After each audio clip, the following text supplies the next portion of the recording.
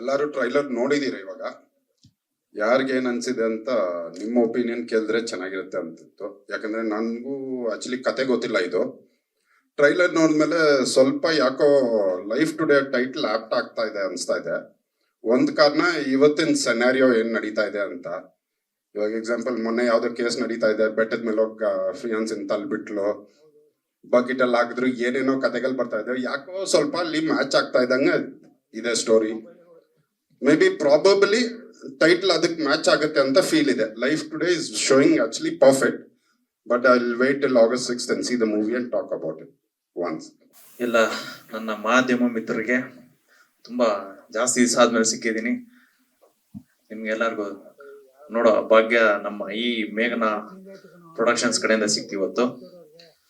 ನಾನು ಟ್ರೈಲರ್ ನೋಡ್ಬೇಕಾದ್ರೆ ಕಿರಣ್ ಅವ್ರ ಬಗ್ಗೆ ಒಂದು ವಿಶೇಷವಾಗಿ ಗಮನಿಸಿದೆ. ಯಾಕಂತಂದ್ರೆ ನಮ್ಮ ಕನ್ನಡ ಚಿತ್ರರಂಗಕ್ಕೆ ಇವತ್ತು ನಾಯಕ ನಟರ ಕೊರತೆ ಎಷ್ಟಿದೆ ಅಂತ ಎಲ್ರಿಗೂ ಗೊತ್ತಿದೆ. ಇದು ಇವರ ಮೊದಲನೇ ಸಿನಿಮಾ ತರ ಕಾಣಿಸ್ತಾ ಇರ್ಲಿಲ್ಲ.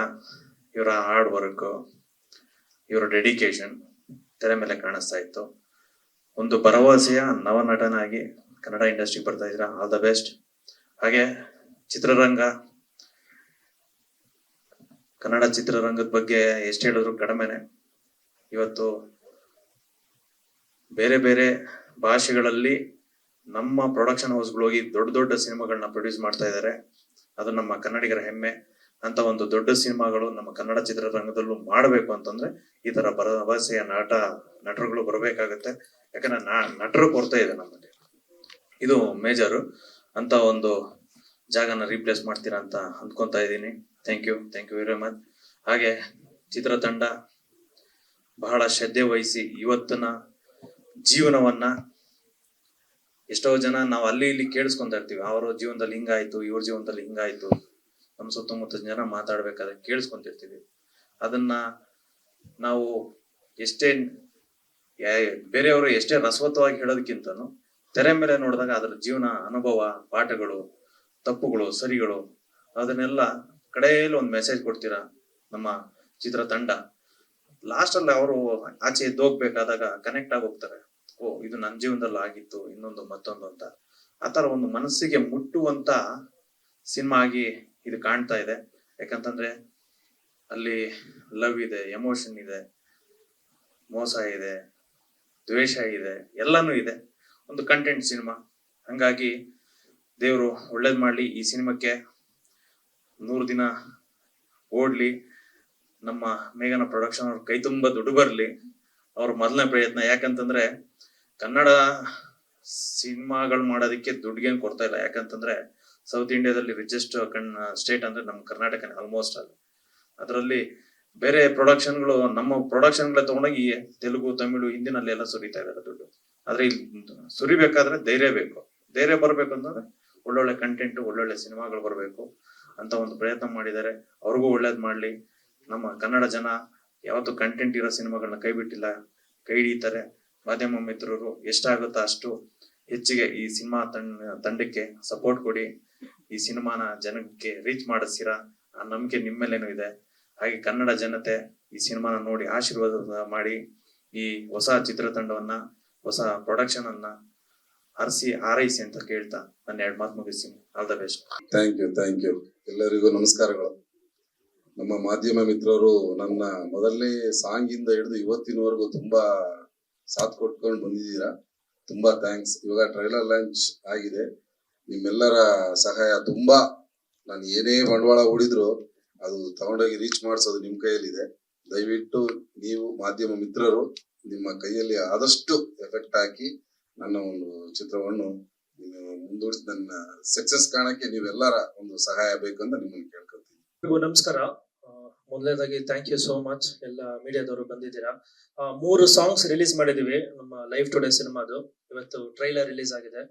ಸೊ 3 ಸಾಂಗ್ಸ್ ನಿಮ್ಗೆ ಗೊತ್ತಿದೆ ಯಾವ ಪ್ಯಾಟರ್ನ್ ಅಲ್ಲಿ ನಾವು ಈ ಸಿನಿಮಾನ ಮಾಡಿದೀವಿ ಅಂತ. ಇವತ್ತು ಟ್ರೈಲರು ನೋಡಿದ್ದೀರಾ.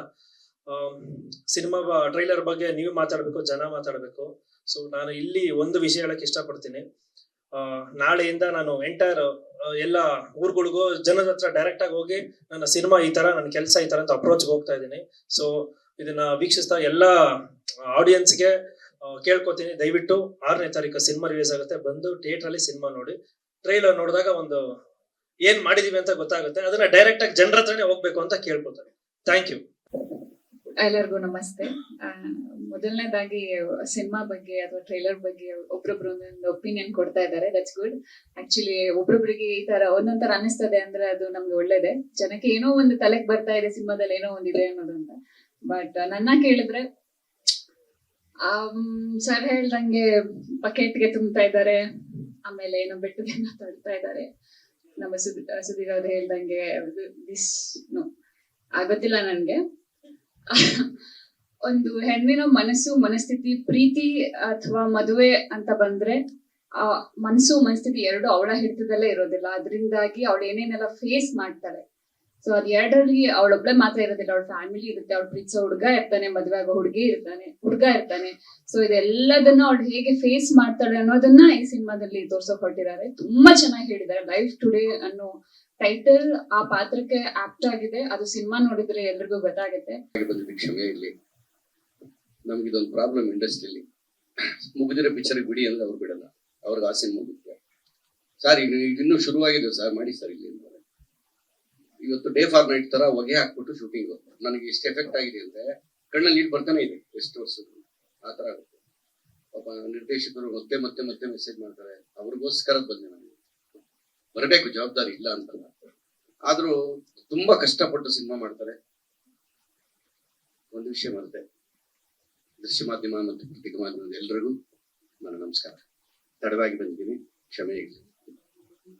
ಸಿನಿಮಾ ಬಗ್ಗೆ ಎಲ್ಲರೂ ಮಾತಾಡಿದ್ದಾರೆ, ನನ್ನ ಜವಾಬ್ದಾರಿ ಕಡಿಮೆ ಇದೆ. ಈಗ ಎಲ್ಲ ವಿಷಯ ನಿಮ್ಗೆ ಗೊತ್ತಾಗಿರುತ್ತೆ. ತಂದೆ ಮಗಳ ಬಾಂಡಿಂಗ್ ಬಗ್ಗೆ ಅವ್ರು ಹೇಳೋದು, ನನ್ನ ಮಗಳು ಗ್ಯಾರಂಟಿ ಒಳ್ಳೆ ಸ್ಕೋರ್ ಮಾಡಿದ್ದಾಳೆ ಈ ಸಿನಿಮಾದಲ್ಲಿ.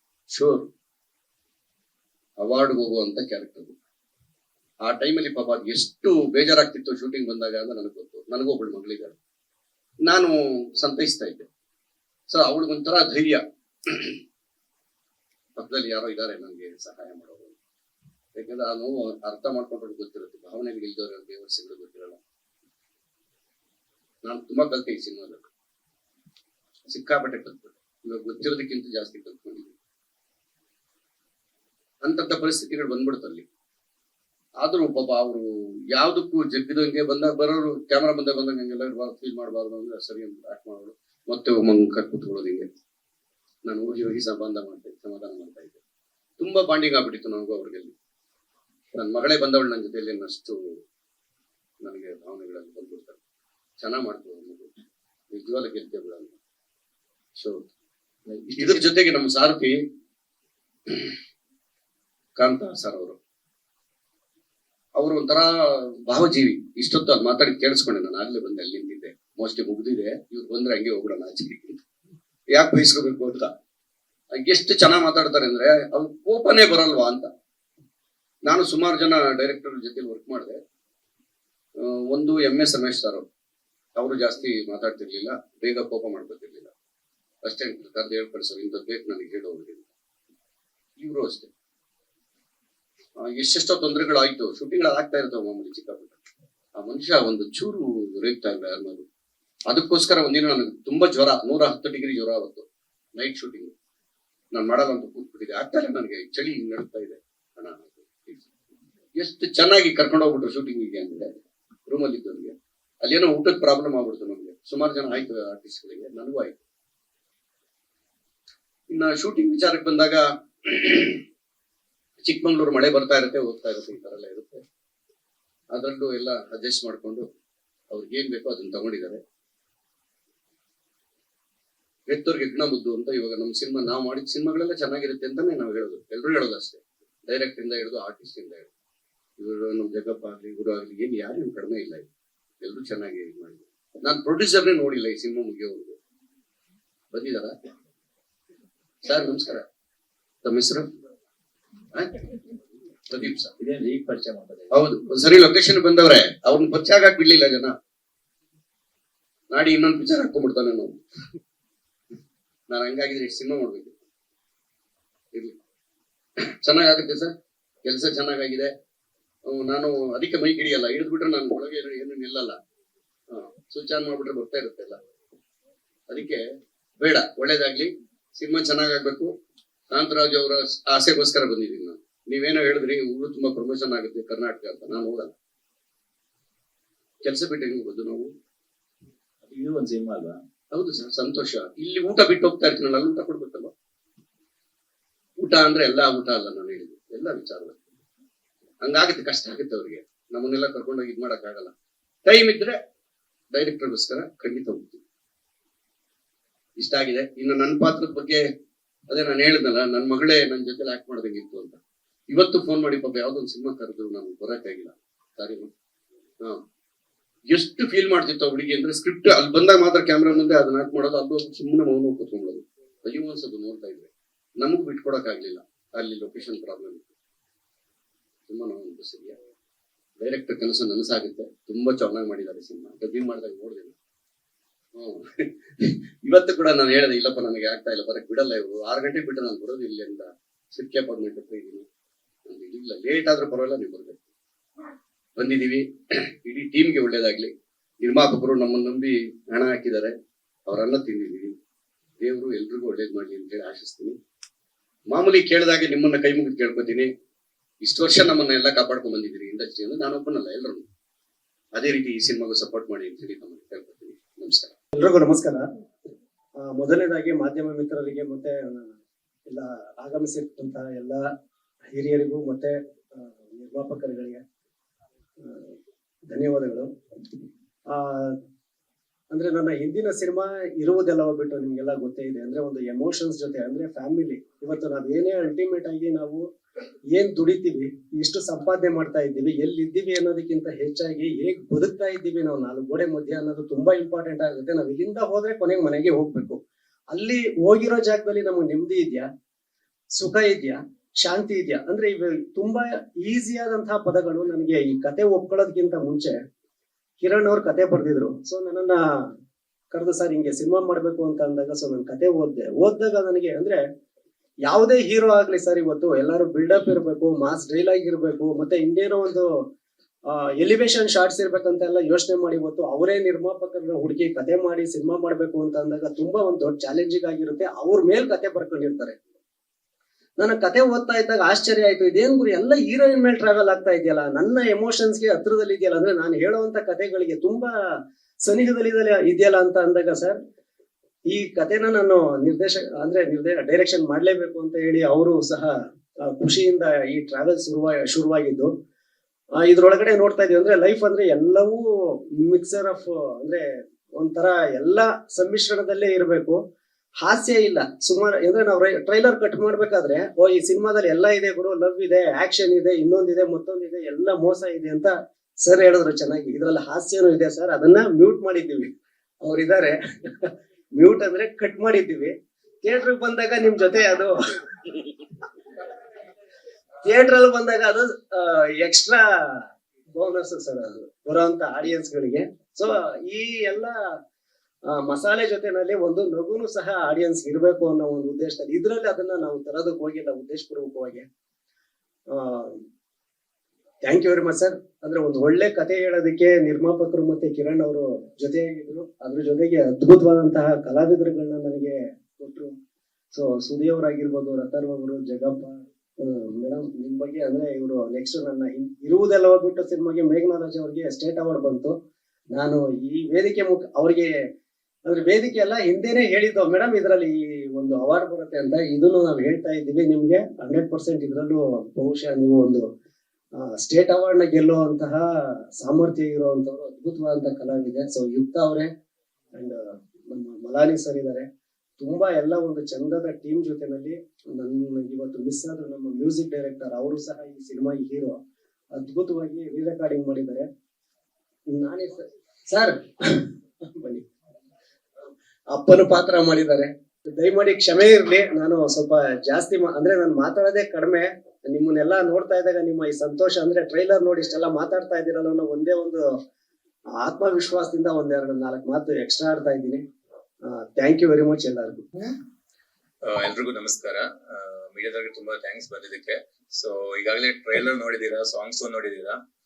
ಈ ಸಿನಿಮಾ ಬಗ್ಗೆ ಹೇಳ್ಬೇಕಂದ್ರೆ ಈ ಪ್ರೆಸೆಂಟ್ ಸಿಚುವೇಶನ್ಗೆ ಆಪ್ಟ್ ಆಗೋ ಸಿನಿಮಾ ತುಂಬಾ ಚೆನ್ನಾಗಿ ಬಂದಿದೆ. ಸೊ ಎಲ್ಲದಕ್ಕೂ ಒಂದು ರಿಕ್ವೆಸ್ಟ್ ಅಷ್ಟೇ, ಪ್ಲೀಸ್ ಥಿಯೇಟರ್ ಬನ್ನಿ, ನಮ್ಮ ಸಿನಿಮಾ ನೋಡಿ, ನಮ್ಮನ್ನೆಲ್ಲ ಗೆಲ್ಸಿ, ನಮ್ಮ ಟೀಮ್ಗೆ ಎಲ್ಲರೂ ಒಳ್ಳೇದಾಗಲಿ ಅಷ್ಟೇ. Thank you. ಎಲ್ಲರಿಗೂ ನಮಸ್ಕಾರ. ಅದೇ ಈಗ ಟ್ರೈಲರ್ ನೋಡ್ತಿದ್ರೆ ಅದೇ ಅವತ್ತು ಹೇಳ್ದಂಗೆ ಅನ್ಸೋದು ಒಂದೇ, ಈಗ ಈ ಹುಡುಗರಿಗೆ ಲವ್ ಅನ್ನೋದು ಒಂಥರ ಈ ಜೀವನ್ ಮರಣದ ಆಪರೇಷನ್ ಇದ್ದಂಗೆ, ಹುಡುಗಿರ್ಗೆ ಅದು ಆಡಿಷನ್ ಇದ್ದಂಗೆ. ನೋಡಿ ಸೆಲೆಕ್ಟ್ ಮಾಡ್ಕೊಂತಾರೆ ಯಾರನ್ನ ಬೇಕೋ ಅವ್ರಂಗ. ಹುಡುಗರ್ಗೆ ಹಂಗಲ್ಲ. ಈಗ ನೋಡಿ ಈ ಲವ್ ಅಲ್ಲಿ ಕಾಂಪಿಟೇಟರ್ ಹತ್ರ ಆಡಿ ಇದೆ ಅಂತ ಗೊತ್ತಾಗಿದ ತಕ್ಷಣನೇ ಹೀರೋ ದಾಡಿ ಬಿಡಕ್ ಶುರು ಮಾಡ್ಬಿಡ್ಬೇಕು, ಇನ್ ಸಿಗಲ್ಲ ಕಷ್ಟ ಅಂತ ಹಂಗ್ ಕಾಣಿಸ್ತಿತ್ತು. ನಾನು ಮೊನ್ನೆನೂ ಅದೇ ಹೇಳ್ತಿದ್ದೆ, ಈಗ ಯಾರೇ ನೋಡಿದ್ರು ಈ ಲವ್ ಮಾಡೋರು ಇನ್ಸ್ಟಾಗ್ರಾಮ್ ಎಲ್ಲ ಹಿಂಗೆ ಹಿಂಗೆ ಅಂತ ಇರ್ತಾರೆ. ಆ ಹುಡುಗಿರ್ ಹಿಂಗೆ ಹಿಂಗೆ ಅಂದಾಗೆಲ್ಲ ನನ್ಗೆ ನಾವ್ ಹಿಂಗೆ ಹಿಂಗೆ ಅಂತ ಇರ್ಬೇಕು ಅಂತ ಫೀಲ್ ಆಗ್ತಿರುತ್ತೆ. ಇವತ್ತು ಹಂಗಿದೆ ಕತೆ, ಹಂಗೆ ಇದೆ. ನನ್ಗೂ ಕರೆದು ಕೆಲಸ ಕೊಟ್ಟಿದ್ದಾರೆ ಪ್ರದೀಪ್ ಸರ್, ಕಿರಣ್ ಸರ್, ನಮ್ ಡೈರೆಕ್ಟ್ರು. ಅವ್ರ ಜೊತೆ 2ನೇ ಸಿನಿಮಾ ಮಾಡ್ತಿರೋದು ನಾನು ಕಾಂತಾಣನ್ ಜೊತೆ. ಖುಷಿ ಆಗುತ್ತೆ. ಎಂಟರ್ ಟೀಮ್ ಒಳ್ಳೇದಾಗ್ಲಿ. ಅದೇ ಈಗ ಟ್ರೈಲರ್ ಮಾಡಿ ಮುಂದೆ ಇಟ್ಟಿದೀವಿ. ನನ್ನೊಬ್ಬಂಗೆ ಚಿಕ್ಕ ಪುಟ್ಟ ಪ್ರಶ್ನೆ ಕೇಳಿ ಅಣ್ಣ.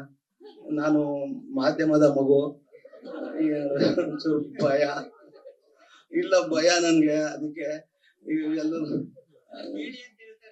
ಬಿಡಲ್ಲ, ನಿನ್ನೂ ಹಾಕತ್ತೀವಿ, ಇನ್ಕ್ಲೂಡಿಂಗ್ ಯು ಅನ್ಬಿಟ್ರೆ ಕಷ್ಟ. Thank you. ಎಲ್ಲ ಅಣ್ಣನೇ ಹೇಳ್ಬಿಟ್ರು, ಪ್ರೊಡ್ಯೂಸರ್ ಹೇಳ್ಬಿಟ್ರು, ಡೈರೆಕ್ಟರ್ ಸರ್ ಹಾಗೆ ನಮ್ ಹೀರೋ ಸರ್ ಎಲ್ಲ ಹೇಳಿದ್ದಾರೆ. ಲೈವ್ ಟುಡೇ ಸಿನಿಮಾ ತುಂಬಾ ಚೆನ್ನಾಗಿದೆ. 6ನೇ ತಾರೀಕು ರಿಲೀಸ್ ಆಗ್ತಾ ಇದೆ, ಬಂದು ನೋಡಿ. Thank you. ಹಾಯ್, ಎಲ್ಲರಿಗೂ ನಮಸ್ಕಾರ. ಥ್ಯಾಂಕ್ ಯು ಸೋ ಮಚ್ ನೀವು ಎಲ್ರು ಬಂದಿದ್ದೀರಾ ಅಂತ. ಏನ್ ಸಿಚುವೇಶನ್ ತಕ್ಕಂಗೆ ನಮ್ ಸಿನಿಮಾ ರಿಲೀಸ್ ಆಗ್ತಾ ಇದೆ. ಆಕ್ಚುಲಿ ಪ್ರತಿಯೊಬ್ರು ಅವ್ರವ್ರ ಒಪಿನಿಯನ್ ಹೇಳಿದ್ರು. ನನ್ನ ಒಪಿನಿಯನ್ ಏನಪ್ಪಾ ಅಂದ್ರೆ, ಆಕ್ಚುಲಿ ಲವರ್ಸ್ಗಳದ್ದು ಆಟ ಸ್ವಲ್ಪ ಜಾಸ್ತಿನೇ ಆಗ್ತಾ ಇದೆ. ಅಂಡ್ ಬರೀ ಹೆಣ್ಮಕ್ಳು ಅಲ್ಲ, ಆಕ್ಚುಲಿ ಈವನ್ ಗಂಡ್ಸ್ ಅವ್ರ ಮೇಲಾಗಿ ಅವ್ರು ಕೂಡ ತುಂಬಾ ಫೇಸ್ ಮಾಡ್ತಿದ್ದಾರೆ. ಈ ಕೊಲೆ ಮಾಡೋದು, ಮರ್ಡರ್ಸ್ ಎಲ್ಲ ತುಂಬಾ ಜಾಸ್ತಿ ಆಗ್ತಿದೆ. ಅದಕ್ಕೆ ಕಾರಣ ಯಾಕೆ, ಏನು, ಅಥವಾ ಇಫ್ ಯು ಸಿ ಇನ್ನೊಂದು ಡೈಮೆನ್ಷನ್ ಅಲ್ಲಿ ಹೆಣ್ಮಕ್ಳು ಕೂಡ ತುಂಬಾ ಫೇಸ್ ಮಾಡ್ತಿದ್ದಾರೆ. ಸೊ ನಮ್ ಸಿನಿಮಾ ದ್ವಾರ ನಾವು ಏನ್ ತೋರ್ಸಕ್ ಪ್ರಯತ್ನ ಪಟ್ಟಿದ್ದೀರಾ ಅದ್ ನಿಮ್ಗೆ 8ನೇ ಆಗಸ್ಟ್ ಸಿನಿಮಾದಲ್ಲಿ ಗೊತ್ತಾಗುತ್ತೆ. ಸೊ ದಯವಿಟ್ಟು ಬಂದು ನಮ್ ಸಿನಿಮಾ ನೋಡಿ ಹಾರಿ ಹರಿಸಿ ಅಂತ ಕೇಳ್ಕೊಂತೀನಿ. Thank you so much. Sir, ಅಂದ್ರೆ ಒಂದು ಕುಟುಂಬ ಅಂದ್ರೆ ಅಥವಾ ಒಂದು ಸಮಾಜ ಅಂತ ಅಂದ್ರೆ ವುಮೆನ್ ಮೆನ್ ಎಲ್ಲಾರು ಜೊತೆಲಿ ಇರ್ಲೇಬೇಕು ಸರ್. ಅಂದ್ರೆ ಕಥೆಗಳ ಒಳಗಡೆ ನಾವ್ ಇವಾಗ ಒಂದು ಕುಟುಂಬದ ಸಮೇತ ನಾವು ಸಿನಿಮಾಗಳು ಬರ್ತೀವಿ ಸರ್. ಯಾರು ನಾವು ಬರೀ ಯೂಸ್ ನಾವು ಅಂದ್ರೆ ಆತರ ವರ್ಗ ಸಿನಿಮಾಗಳು ಬೇರೆ, ನಾವ್ ಒಂದು ಕುಟುಂಬದ ಜೊತೆ ಸಿನಿಮಾ ಬರ್ತಾ ಇದ್ದೀವಿ ಅಂತ ಅಂದಾಗ ಸೊ ಹೆಣ್ಮಕ್ಳು ಫೀಲಿಂಗ್ಸ್ ಇರ್ತವೆ ಅಲ್ಲಿ.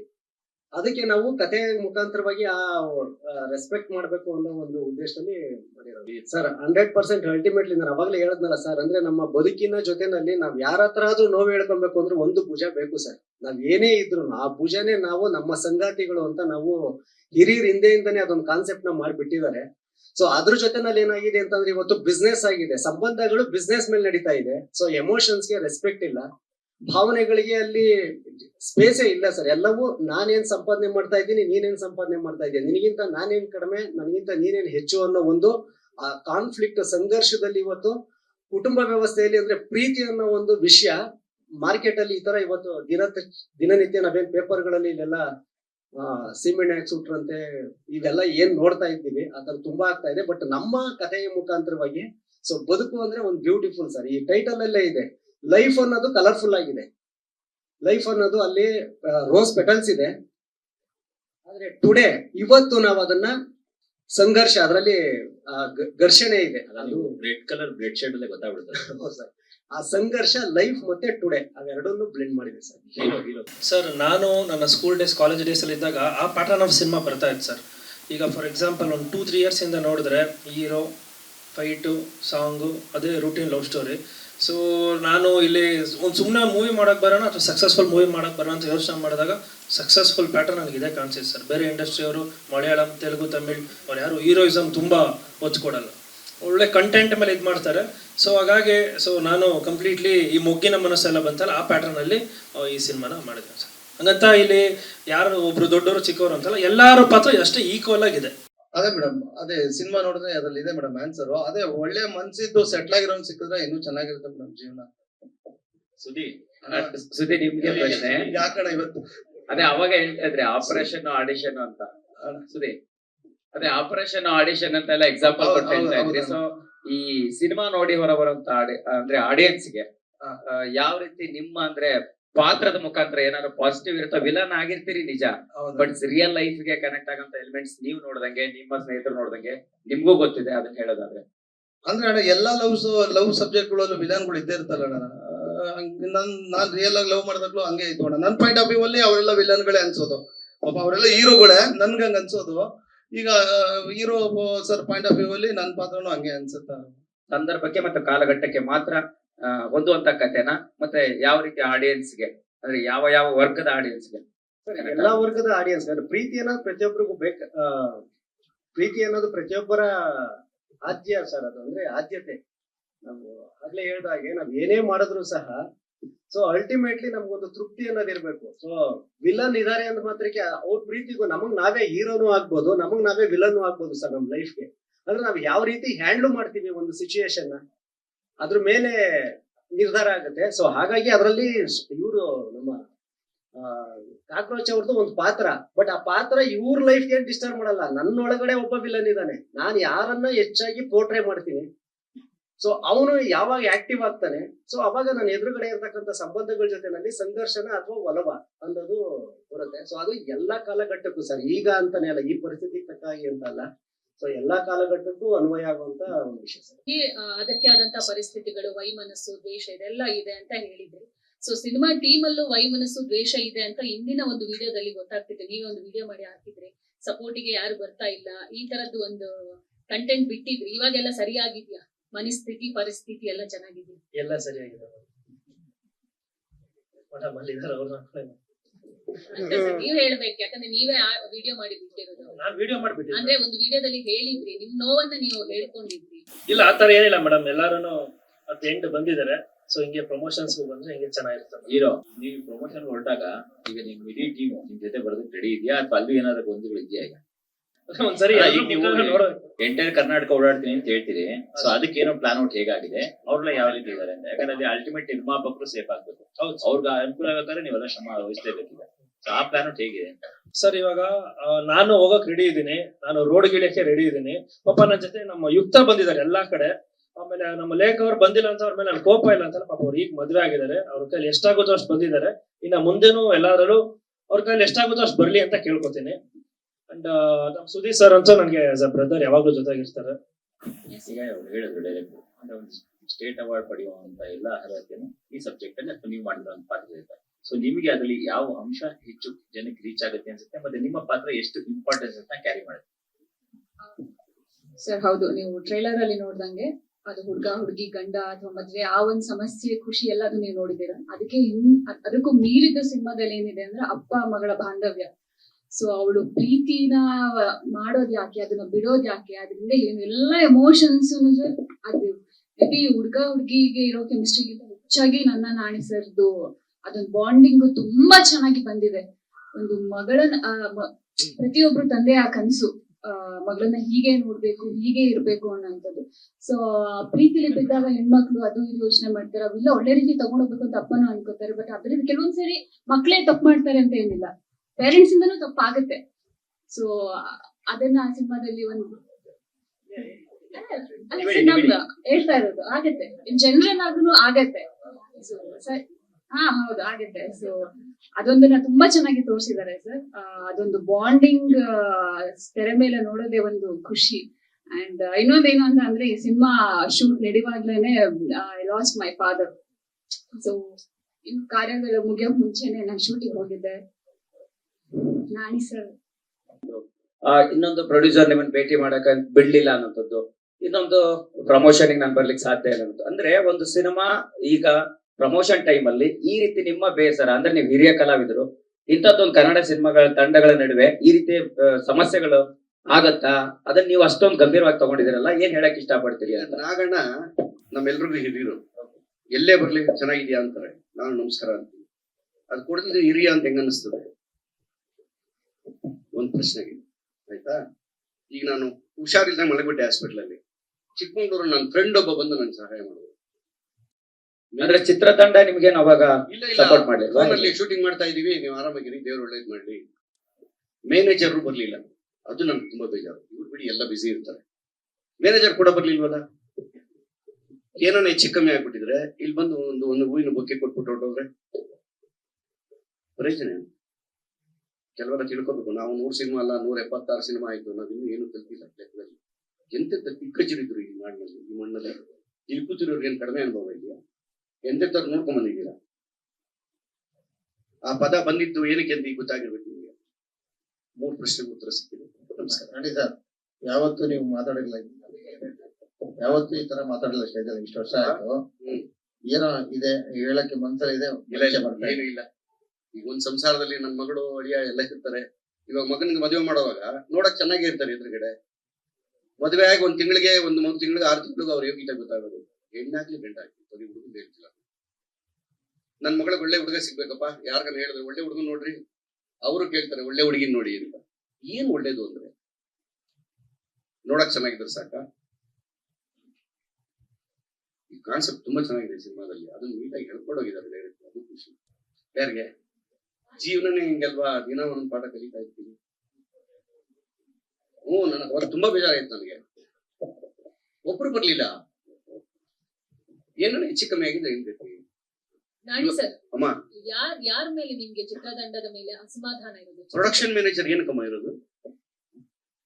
ಇವರೆಲ್ಲ ಬಿಸಿ ಇದ್ರು ಗೊತ್ತಿತ್ತು ನನಗೆ, ಶೂಟಿಂಗ್ ನಡೀತಿತ್ತು. ಯಾವ ಮಟ್ಟಕ್ಕೆ ಆಗಿತ್ತು ಅಂದ್ರೆ ನನಗೆ ಅನ್ಕಾನ್ಶಿಯಸ್ ಆಗ್ಬಿಟ್ಟಿದೆ ನನಗೆ. ಅವಾಗ ಈಗ ಮನೆಯವ್ರಿಗೆ ಯಾರಿಗೂ ಸಂಬಂಧ ಇಲ್ವಾ?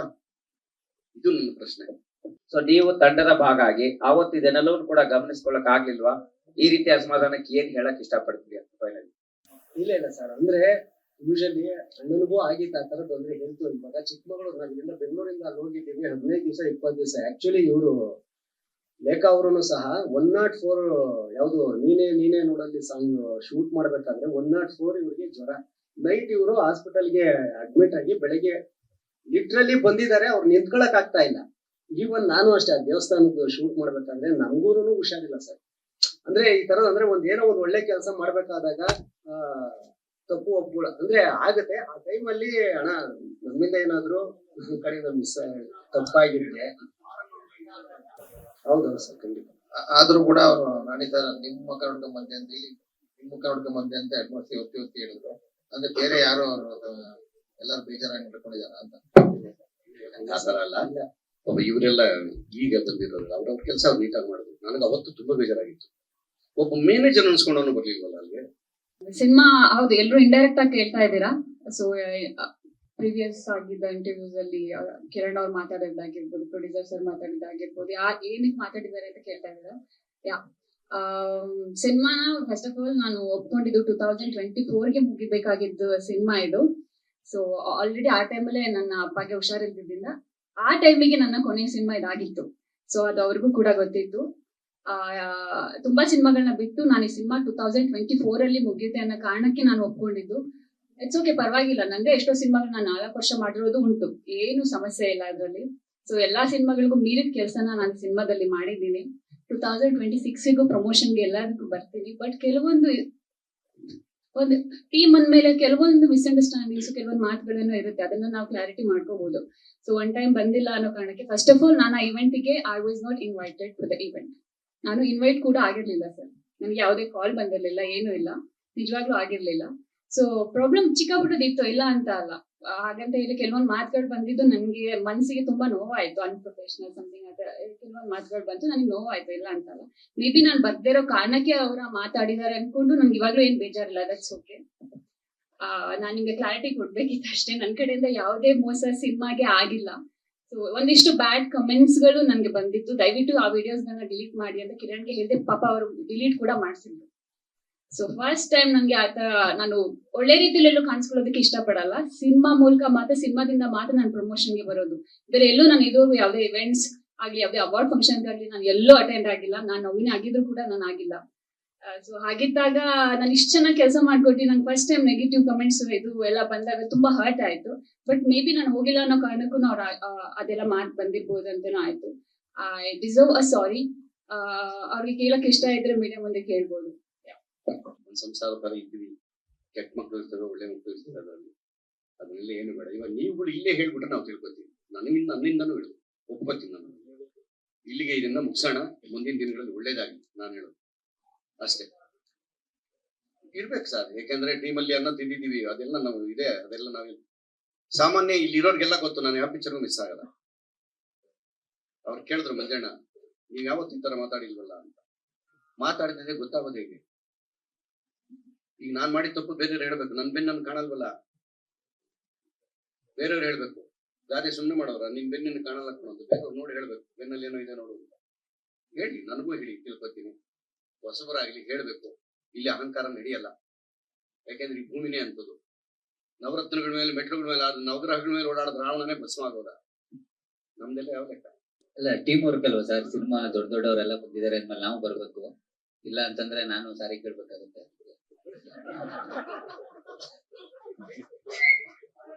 ಇಲ್ಲ ಸರ್, ಕಾಮಿಡಿ ಪಾತ್ರ, ಸ್ನೇಹಿತನ ಪಾತ್ರ ಮಾಡಿತ್ತು. ಬಟ್ ನನಗೆ ಗೊತ್ತಿಲ್ಲ ಇದೆಲ್ಲ. ನಾನು ಬರ್ತಾ ಇದ್ದೆ, ಸಿನಿಮಾ ಆಕ್ಟ್ ಮಾಡ್ತಾ ಇದ್ದೆ, ಹೋಗ್ತಾ ಇದ್ದೆ.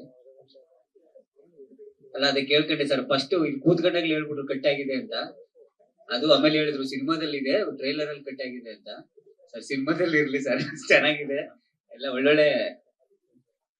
ಹ್ಞೂ ಸರ್, ಇಲ್ಲ ಇನ್ಮೇಲೆ ನಾನು ಎಡಿಟಿಂಗ್ ಹತ್ರ ಹೋಗ್ಬೇಕು ಅನ್ಸುತ್ತೆ. ಇಲ್ಲ ಸಿನಿಮಾದಲ್ಲಿ ತುಂಬಾ ಚೆನ್ನಾಗಿ ತೋರಿಸಿದ್ದಾರೆ. ಏನೇ ತೊಂದರೆಗಳಿದ್ರು ಸಿನಿಮಾನ ಅದ್ಭುತವಾಗಿ ಮಾಡಿದೀವಿ. ಬಟ್ ಯಾವ ತೊಂದರೆ ಇತ್ತು ಏನಿತ್ತು ಅಂತೆಲ್ಲ ಸತ್ಯವಾಗ್ಲೂ ನಮಗೂ ಗೊತ್ತಿಲ್ಲ ಸರ್. ಇಲ್ಲ ಅಂತಿದ್ರೆ ಅವತ್ ನಾನೇ ಬಂದು ಕೇಳ್ತಾ ಇದ್ದೆ. ಇಲ್ಲ ತುಂಬಾ ಚೆನ್ನಾಗಾಗಿದೆ ಸಿನಿಮಾ, ಚೆನ್ನಾಗ್ ಆಗ್ಲಿ, ಚೆನ್ನಾಗ್ ಓಡ್ಲಿ. ಎಲ್ಲರೂ ಸೇರ್ಕೊಂಡು ಪ್ರಮೋಷನ್ ಮಾಡ್ತೀವಿ ಸಿನಿಮಾನ. ಎಷ್ಟೇ ಅಡೆತಡೆಗಳಿತ್ತು, ಒಂದ್ ಮನೆ ಕಟ್ಟಿದ್ಮೇಲೆ ಮನೇಲಿ ಒಂದು ಗೃಹ ಪ್ರವೇಶ ಮಾಡಿ ಅದ್ಭುತವಾಗಿ ಸಂಸಾರ ನಡೆಸ್ಬೇಕು ನಾವು. ಚೆನ್ನಾಗಾಗ್ಲಿ ಸರ್, ಹೀರೋ ಸರ್ಗೂ ಚೆನ್ನಾಗಾಗ್ಲಿ, ಪ್ರೊಡ್ಯೂಸರ್ ಸರ್ಗೂ ಚೆನ್ನಾಗಾಗ್ಲಿ, ನಮ್ ಡೈರೆಕ್ಟರ್ ಸರ್ ನಾ ದೊಡ್ಡ ಫ್ಯಾನ್ ನಿಮ್ಗೆ. ಆ ಸಾಂಗ್ ಯಾವಾಗ್ಲೂ ಹೇಳ್ತಾ ಇದ್ದೆ ನಾನು, ಇರುವುದೆಲ್ಲ ಹೋಗ್ಬಿಟ್ಟು ಸಾಂಗ್ ಯಾವಾಗ್ಲೂ ಸ್ಕಿಟ್ ಅಲ್ಲಿ ಹಾಕತ್ತಿದ್ವಿ ಸರ್ ಅಂತ. ನಿಮ್ ಜೊತೆ ಕೆಲಸ ಮಾಡಿದ್ದಕ್ಕೆ ಥ್ಯಾಂಕ್ ಯು ಸರ್. ಒಳ್ಳೆ ಕ್ಯಾರೆಕ್ಟರ್ ಕೊಟ್ಟಿದ್ದಕ್ಕೆ ಥ್ಯಾಂಕ್ ಯು. ಏನಿಲ್ಲ ಮೇಡಮ್, ಚಿಕ್ಕ ಪುಟ್ಟ ಮನಸ್ತಾಪ ಇದೆ. But end of the day cinema ನೋಡಿದಾಗ ಅದೆಲ್ಲ ಮರ್ತೋಗುತ್ತೆ. ಅಂಡ್ ನಾವು ಇಲ್ಲೇನು ಬೇರೆದು ಬಂದಿಲ್ಲ ಮೇಡಮ್, ಒಳ್ಳೆ ಸಿನಿಮಾ ಮಾಡಕ್ಕೆ ಬಂದಿರೋದು. ಚಿಕ್ಕ ಪುಟ್ಟ ಆಗುತ್ತಲ್ಲ ಮೇಡಮ್, ಮನೆಯಲ್ಲಿ 4 ಜನ ಇದ್ರೇನೆ ಏನೋ ಒಂದ್ ಆಗಲ್ವಾ, ಚಿಕ್ಕ ಪುಟ್ಟ ಇರುತ್ತೆ. ಆಮೇಲೆ ನನ್ನ ಕಡೆಯಿಂದ ಯಾರಿಗಾದ್ರೂ ಹರ್ಟ್ ಮಾಡಿದ್ರೆ ಎಕ್ಸ್ಟ್ರೀಮ್ಲಿ ಸಾರಿ. ಎಲ್ಲದಕ್ಕಿಂತ ಮೇನು ಸಿನಿಮಾ ತುಂಬಾ ಚೆನ್ನಾಗಿ ಬಂದಿದೆ. ನೆಕ್ಸ್ಟ್ ಲೆವೆಲ್ ಅಲ್ಲಿ ಆಕ್ಟ್ ಮಾಡಿದಾರೆ ನಮ್ ನಾನಿ ಸರ್, ನಮ್ಮ ಲೇಟ್ ಅವರು ತುಂಬಾ ಚೆನ್ನಾಗಿ ಮಾಡಿದ್ದಾರೆ. ಸೊ ಅದಕ್ಕೆ ನನಗೆ ಖುಷಿ ಇದೆ. ಇದೆಲ್ಲ ಇದ್ದೇ ಇರುತ್ತೆ, ಎಲ್ಲ ರೋಡಲ್ಲಿ ಹೋದ್ರೂ ಏನೋ ಸಮಸ್ಯೆ ಇರುತ್ತೆ, ಮನೇಲಿ ಇದ್ರೂ ಸಮಸ್ಯೆ ಇರುತ್ತೆ. ಸೊ ಅದೇ ಇವತ್ತಿನ ಲೈಫ್ ಟುಡೇ ಸರ್. ಗೊತ್ತಿದ್ದು ಯಾರು ಮಾಡಲ್ಲ ಸರ್, ಗೊತ್ತಿದ್ದು ಯಾರು ಅನ್ವಾಂಟೆಡ್ಲಿ ಗೊತ್ತಿಲ್ದಿರ ಆಗಿರುತ್ತೆ. ಸೊ ಅದಕ್ಕೆ ನಾನು ಸಾರಿ ಕೇಳಿದ್ದೀನಿ ಸರ್, ನನ್ ಕಡೆಯಿಂದಾನೆ. ಓಕೆ, ಅದಕ್ಕೆ ಸಾರಿ ಕೇಳಿದ್ ನಾನು. ಕೇಳ್ಬೇಕಲ್ಲ ಸರ್, ಈಗ ಅವರು ಅವ್ರದ್ದೇನ ತಪ್ಪಿತ್ತು, ಅವರು ಕೇಳಿದ್ರಲ್ಲ ಸರ್. ನನ್ ಗಮನಕ್ಕೆ ಕೆಲವೊಂದು ಬಂದಿದಾವೆ, ಕೆಲವೊಂದು ಬಂದಿಲ್ಲ. ಈಗ ನಾನೇ ಸರ್ಗೆ ಚೆನ್ನಾಗಿಲ್ಲ ಅಂತ ವಿಷಯ ನನಗೆ ಗೊತ್ತಿರ್ಲಿಲ್ಲ, ಆಯ್ತಾ. ಅದು ಇಲ್ಲಿಗೆ ಬಂದ್ಮೇಲೆ ಆಮೇಲೆ ಮಾಹಿತಿ ಬಂದಿತ್ತು. ಬಟ್ ನನ್ಗೆ ಅದು ಯಾವ್ದೇ ಆದ ಕಾಂಟ್ಯಾಕ್ಟ್ ಇಲ್ಲ ಅವ್ರು ನನಗೆ. ಸೊ ಹಂಗಾಗಿ ನಾನು ಶೂಟ್ಗೆ ಯಾವ್ದು ಒಂದ್ ದಿವಸ ಅದು ಕೋರ್ಸ್ ಆಗಿ ಎಲ್ಲ ಸೇರಿ ಕರ್ಕೊಂಡಾಗ ಒಂದ್ ದಿವಸ ಹೋಗಿದ್ದ ಅನ್ಸುತ್ತೆ. ಅವತ್ತು ಲೇಖನ್ ಚೆನ್ನಾಗಿರ್ಲಿಲ್ಲ. ಐ ಹ್ಯಾವ್ ಟು ಸಿ, ನನ್ಗೆ ಗೊತ್ತು ಅವ್ರ ಕಷ್ಟ ಏನಿರುತ್ತೆ, ಅವ್ರ ನೋವು ಏನಿರುತ್ತೆ. ನಾನು ಹಾಸ್ಪಿಟ್ಲ್ ಹೋಗಿದ್ದೆ, ಕೇಳಿ ಬಂದಿದ್ದೀನಮ್ಮ. ಹಾಸ್ಪಿಟ್ಲ್ಗೆ ಹೋಗಿದ್ದೆ. ಅವಳ ಹಾಸ್ಪಿಟ್ಲ್ ಅಡ್ಮಿಟ್ ಆಗಿದ್ದಾಗ ನಾನು ಹೋಗಿ ನೋಡ್ಕೊಂಡು ಕೇರಿಂಗ್ ಮಾಡಿ ಬಂದಿದ್ದೀನಿ. ಅದೇ ತರ ನಾನು ಅಲ್ಲಿದ್ರೆ ಗ್ಯಾರಂಟಿ ಹೋಗ್ತಿದ್ದೆ, ಅವ್ರಿಗೂ ನೋಡ್ತಿದ್ದೆ, ಕೇರಿಂಗ್ ಮಾಡಿ ಬರ್ತಾ ಇದ್ದೆ.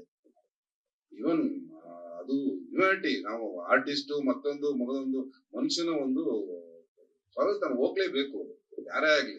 ಕೆಲವೊಬ್ರು ಯಾರು ಬಿದ್ದ್ಬಿಟ್ಟಿದ್ದಾರೆ ಅಂತ ಬೀಳ್ಲಿ ಅಂತ ಡ್ಯಾನ್ಸ್ ಆಡಕ್ಕಾಗಲ್ಲ, ಕೈ ಹಿಡಿದು ಎತ್ತಿ ಅವ್ರನ್ನ ನೋಡ್ಕೋಬೇಕು.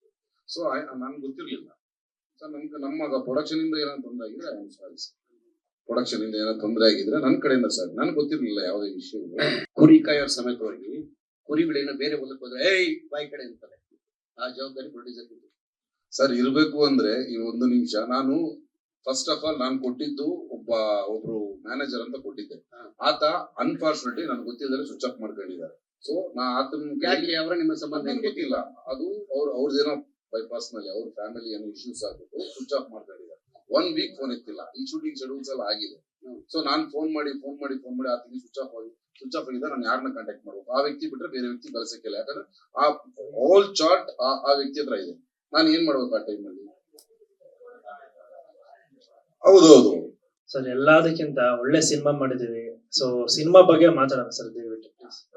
ಅದು ಆಗಿದೆ, ಇಲ್ಲ ಒಮ್ಮನ ಆತ ಬಂದು ಆಮೇಲೆ ಸಾರಿ ಕೇಳ್ಕೊಂಡಿದ್ದಾರೆ, ಕಣ್ಣಾಗ ನೀರ್ ಹಾಕಿದ್ದಾರೆ. ಸೊ ಆತನ ಬಗ್ಗೆ ಇಲ್ಲಿ ಮಾತಾಡಿ ಅವ್ರ ಫ್ಯಾಮಿಲಿಯಲ್ಲಿ